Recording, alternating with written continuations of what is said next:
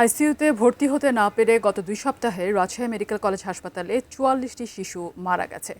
গত ১০ থেকে ২৪ মার্চ পর্যন্ত চিকিৎসাধীন এসব শিশুর মৃত্যু হয়। রাজশাহী মেডিকেল কলেজ হাসপাতাল থেকে এ নিয়ে বিস্তারিত জানাচ্ছেন প্রতিনিধি বুলবুল হাবিব। বুলবুল, আপনি জানাবেন, আমরা যেটা দেখছি যে ১০ থেকে ২৪ মার্চের মধ্যে এতগুলো শিশু মারা গেছে, আর রেফার করারও কি কোনো ব্যবস্থা ছিল না? এবং রাজশাহী মেডিকেল কলেজ হাসপাতালে ঠিক কতটা আইসিইউ সিট আছে যেখানে শিশুদের জায়গা দেয়া যেতে পারতো যদি আসলে খালি থাকতো? আপনি বিস্তারিত একটু জানাবেন আমাদের। ফাইজা, আপনি ঠিকই বলেছেন যে আসলে রাজশাহী মেডিকেল কলেজ হাসপাতালে গত ২ সপ্তাহে ৪৪ জন শিশু যারা আসলে আইসিইউতে ভর্তির অপেক্ষমান তালিকায় ছিল, হয়তোবা তারা সিট ফাঁকা থাকলে ভর্তি হতে পারত। কারণ রাজশাহী মেডিকেল কলেজ হাসপাতালে আইসিইউ রয়েছে শিশুদের জন্য মাত্র ১২টি বেড এটা রয়েছে, এবং উত্তরবঙ্গের মানে রংপুর এবং দক্ষিণবঙ্গের যে খুলনা অঞ্চল সহ এই হাসপাতালগুলোর কোথাও কিন্তু শিশুদের জন্য আইসিইউ বরাদ্দ নেই। শুধু রাজশাহী মেডিকেল কলেজের আইসিইউ রয়েছে, কিন্তু তাও সেটা হচ্ছে হাসপাতালের নিজস্ব ব্যবস্থাপনায় এই আইসিইউ বেডটা পরিচালিত হয়। তো এই কারণে যেহেতু এই যে সংকট তৈরি হয়েছে মাত্র ১২টি বেড থাকার কারণে, কিন্তু এখানে আইসিইউ প্রধানের সাথে আমি কথা বলেছি, আবু হেনা মোস্তফা কামাল ডাক্তার। উনি বলছেন যে প্রতিদিন গড়ে ৩৫ থেকে ৪০টা শিশু আসলে আইসিইউতে ভর্তি হওয়ার জন্য অপেক্ষা থাকে। কিন্তু যেহেতু আইসিইউ খুবই গুরুত্বপূর্ণ একটা জায়গায়, মানে বিশেষ মুহূর্তে আসলে আইসিইউতে ভর্তি করা হয়, যে শেষ মুহূর্তের দিকে, ফলে ডাক্তাররা কিন্তু চেষ্টা করে যে হলো যারা অপেক্ষমান তালিকায় থাকে তাদেরকে ক্রমানুসারে ভর্তি করানোর জন্য।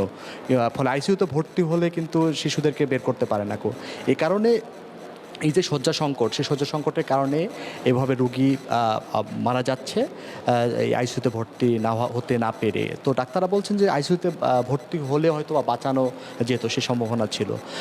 আমি হাসপাতালের যিনি পরিচালক রয়েছেন ব্রিগেডিয়ার জেনারেল মাসুদ, তার সাথে কথা বলেছি। তিনি বলছেন গতকাল রাজশাহী মেডিকেল কলেজ হাসপাতালে 2টা শিশু ওয়ার্ড মিলে 750 জনের মতো শিশু ভর্তি হয়েছিল, যার যার যার 5% আপনার রোগী আইসিইউতে ভর্তি হচ্ছে। ফলে এই 5% হলে ৩৫ থেকে ৪০ জনের মতো রোগী প্রতিদিন আইসিইউর জন্য আসলে তালিকা থাকে। এটা শিশুদের ক্ষেত্রে, এটা ৪০ বেডের আইসিইউ রয়েছে।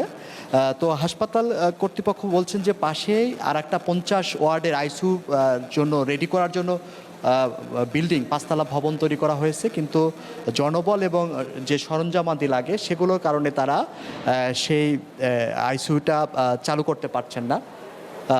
ফলে এই যে সংকট তৈরি হচ্ছে, সংকটের কারণে তারা চাচ্ছেন যে দ্রুত যদি জামাতি পায় তাহলে তারা দ্রুত আইসিইউটা চালু করতে পারতেন। আমি কিন্তু এখানে এসেছি আধা ঘন্টা আগে। এখানে এসে যে শিশুগুলো আইসিইউতে ভর্তি আছে তাদের পরিবারের সাথে কথা বলেছি, অভিভাবকদের সাথে কথা বলেছি। তারা কিন্তু প্রত্যেকে, অনেকে শ্বাসকষ্ট, জ্বর, ১০২-৩ ডিগ্রি জ্বর নিয়ে আসছে, 6 মাসের বাচ্চা, 9 মাসের বাচ্চা, কিন্তু তারা 3 দিন পরে কিন্তু সিরিয়াল পেয়েছে, মানে ডক্টর রেফার করার 3 দিন পরে সিরিয়াল পেয়েছে। অর্থাৎ কি ভয়ঙ্কর একটা পরিস্থিতির মধ্যে, অসহায়ত্বের মধ্য দিয়ে গেছে পরিবারের লোকজন এই আইসিইউ না পাওয়ার কারণে। তো হাসপাতাল কর্তৃপক্ষ চাচ্ছে যে উচ্চ পর্যায়ে কথা বলেছে যে রাতে আরও 20 বেড নিউব্রন শিশুদের জন্য তাহলে তারা দ্রুত সে আইসিইউটা চালু ছিল। এখান থেকে আইসিইউ না পেয়ে গত 2 সপ্তাহে 44 শিশু মারা গেছে।